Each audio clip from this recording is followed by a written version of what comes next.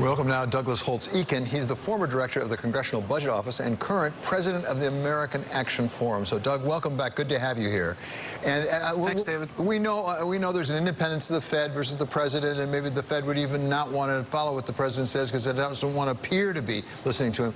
But anybody can have a good idea, even the president of the United States. And I'm going to put up a chart right now that shows PCE and core PCE, a couple of key indicators of inflation that basically indicate not only have they not made it up to the yellow line, which is 2%, their goal, but it's going the other direction. Might the president have a point? Well, I think certainly everyone has been surprised by the inflation performance. You know, last year the economy created 223,000 jobs on average every month. Normal demography would dictate you got 80 or 90,000 jobs. So that's an economy that's running extremely hot by normal standards, but there's no sign of inflation pressures. And that's the thing that people have been looking for. So I think the Fed has actually done the right thing by taking a wait-and-see attitude. Certainly after the first quarter data, which had a weak household spending, an unusual upsurge in net exports and sort of a funny composition of demand, this is the right time to just sort of stop, wait, take a look at the data and decide which way you want to go. So I understand the president's point, but I don't think cuts are in order right now. It's more a let's check on the status. Well, what would be hurt by cuts? I mean, clearly that would loosen financial conditions. It would be good for business, good for growth, theoretically. So what's the harm? Because you just say it doesn't look like there's any danger of inflation. I mean, the Fed's been trying to get it up to 2% for a long time. They don't seem to be able to do it. So the real problem with the Fed is that monetary policy works with the famous long and variable lags. And so while the Fed thinks they should cut while the president thinks they should cut to get some instant reaction, that's not what's going to happen. It'll take a long time for the full impact of any cut to hit the economy. And the converse is also true. We could very well be seeing the impact of the long, loose monetary policy showing up later and the inflation showing up with it.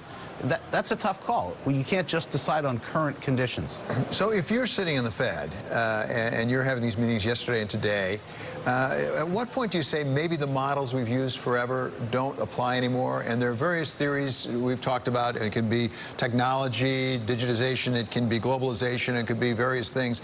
But maybe the old models that drive inflation that worried us really in the 70s, for example, don't apply anymore. I think it's time to learn something from the data. There's no question about that. I myself have been surprised by the performance of inflation. It's caused me to rethink what constitutes a neutral monetary policy, and certainly it looks like rates can be lower now than they would have in past recoveries. So I think that's a good lesson. The trouble is, how much? How do you quantify it? You know, you have no real good guidance, and so the Fed is trying to feel its way in a situation where it's coming out of an extraordinary, unusual monetary policy, never been done before, with an economy that's performing in ways that it hasn't in the past. That's a tough combination of circumstances. Well, and I wonder, Doug, whether we overlook some good news here as a practical matter, because we're, if not at full employment, we feel pretty close to full employment. Lots of people have jobs. Real wages are going up. In fact, in part because that inflation is so low. And in fact, when we worry about income inequality, a lot of the people who are benefiting from this real wage growth are actually toward the bottom end of the spectrum. I think these are very good points. And I have been very frustrated late last year and early this year at the constant chatter about recession. This economy has performed extraordinarily well. As you point out, the people who are benefiting are people who have not traditionally benefited from the labor market.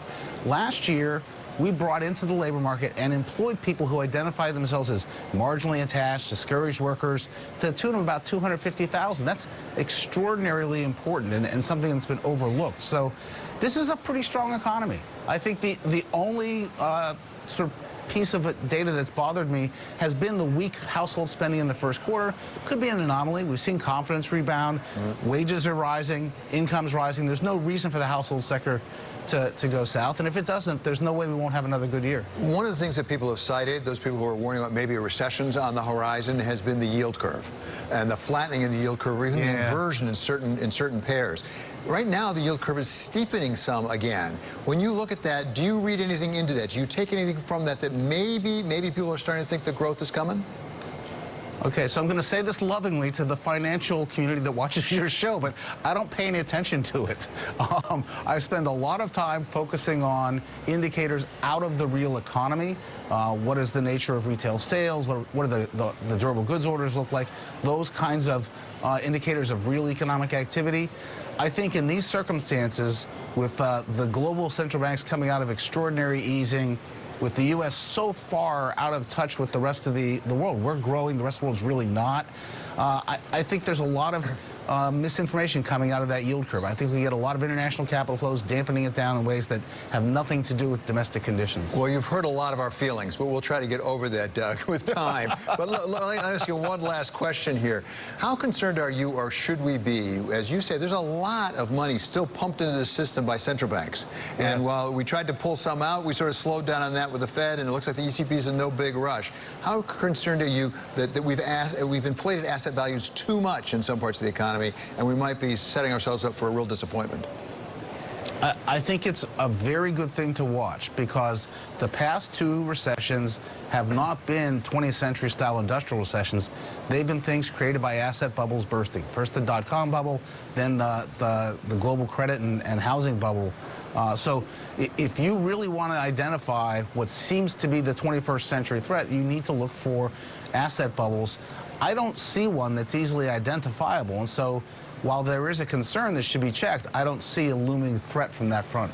Okay, Doug, it's really great to have you here, as it always is. It's Douglas Holtz-Eakin. He's former CBO director, coming to us from Washington.